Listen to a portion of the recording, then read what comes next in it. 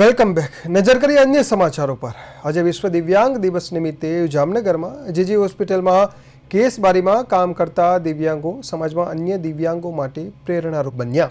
આજે વિશ્વ દિવ્યાંગ દિવસ છે ત્યારે જામનગરની સૌરાષ્ટ્રની સૌથી મોટી સરકારી જીજી હોસ્પિટલમાં કેસ બારીમાં કોમ્પ્યુટર ઓપરેટર તરીકેની છેલ્લા 18 વર્ષથી ફરજ બજાવતા 13 જેટલા દિવ્યાંગો અન્ય દિવ્યાંગો માટે પ્રેરણારૂપ સાબિત થયા.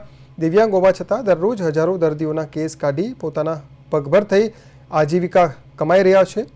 જીજી હોસ્પિટલમાં ફરજ બજાવતા આ દિવ્યાંગો પોતાના મનોબળથી દરરોજ હોસ્પિટલમાં આવતા હજારો દર્દીઓના કેસ બારીમાં કોમ્પ્યુટર ઓપરેટર તરીકે કેસ કાઢી અને પોતાની ફરજ નિભાવી રહ્યા છે. અન્ય દિવ્યાંગો કે જે પોતાના દિવ્યાંગ હોવાથી નાસીપાસ થઈ જતા હોય છે ત્યારે તેવા દિવ્યાંગોને આ દિવ્યાંગો પ્રેરણા પૂરી પાડે છે અને પોતે એની આજીવિકા કમાઈ પરિવારનું ગુજરાન પણ ચલાવે છે.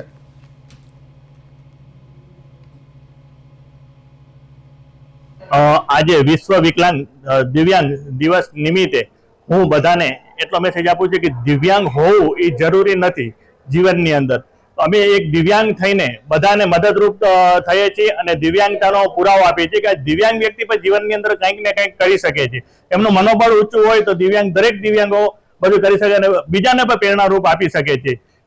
આજે અમે જીજી જામનગરની જીજી સરકારી હોસ્પિટલની અંદર નેશનલ એસોસિએશન ફોર બ્લાઇન્ડ દ્વારા કેસ બારીની અંદર કેસ કાઢવાનો ઓપરેટર તરીકે કામગીરી કરતા હોઈએ છીએ. એ દરમિયાન બધા દિવ્યાંગોને અને બધા નોર્મલ વ્યક્તિઓને પણ અમે પ્રેરણારૂપ આપીએ છીએ કે દિવ્યાંગ હોવું જીવનની અંદર જરૂરી નથી. મનોબળ ઊંચું હોય તો દિવ્યાંગ દરેક વસ્તુની પાર કરી શકે છે.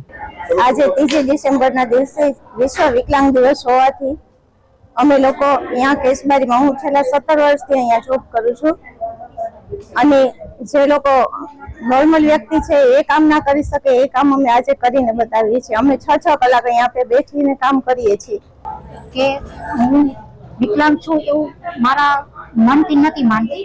અમે બીજાને પ્રેરણા આપીએ છીએ અને બીજું એ કે જે નાસીપાસ થવાની જરૂર નથી.